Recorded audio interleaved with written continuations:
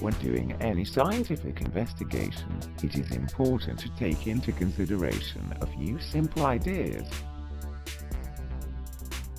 There are two main types of investigations you will be undertaking. A first-hand investigation is one that you do yourself. An example of this is the experiments you do in class.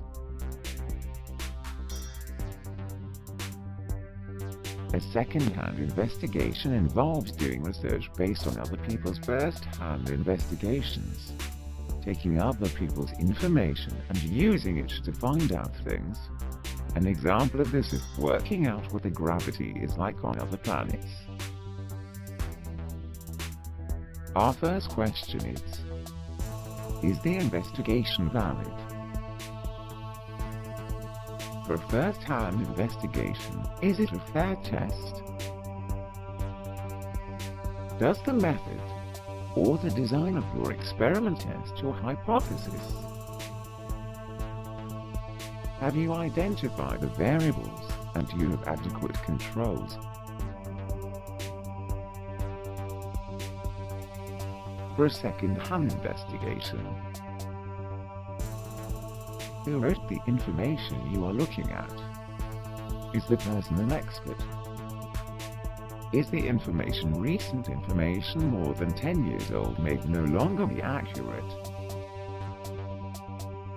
Do the findings answer the question asked by your hypothesis? Or some of the information from primary research?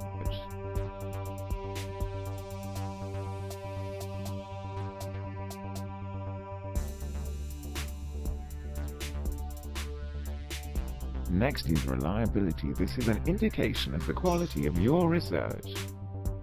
For primary investigation, have you repeated your test a number of times?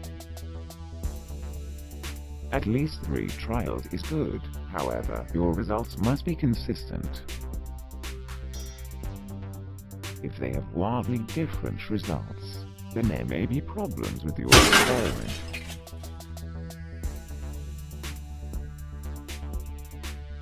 For a second-hand investigation, the information that you have received from your valid or reputable sources must be the same.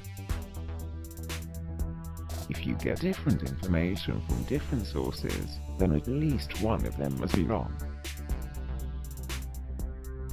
Also, when you look at these second-hand sources, have the experiments they were based on been repeated by other people? Finally is accuracy. This is mainly related to first-hand investigations. It relates to how precise the measurements you have taken are. For example, if your experiment requires 5 milliliters of one solution to be mixed with 5 milliliters of a different solution, you would probably measure that with something like a pipette, which is designed to accurately measure the volume of a liquid. You probably would not use a large beaker, as it doesn't have accurate graduations or markings. It can only give you an estimation of the amount of liquid. In mixing the liquids you may get results, but they may not be very accurate, and someone repeating the experiment with more accurate equipment may get better results. A famous example of accuracy is the Michelson-Morley experiment. The aim of their experiment was to determine properties of a substance called ether. Ether was thought to be the medium that light moved through. Ether was the Greek god of light. At this point of scientific history, it was thought that all waves needed a medium to travel through. All waves previously discovered needed a medium, so it seemed obvious that light needed one as well.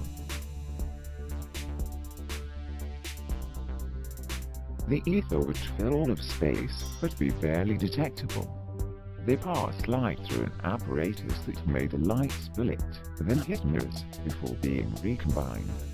The ether being a medium, would slightly influence the speed of the light waves and create an interference pattern. Their experiments showed no detectable change in the light patterns. They thought that all they needed to do was make their measurements more accurate, which they did. However, there was no detectable ether, and a young man called Albert later held that no matter how accurate their results, they would never find the ether.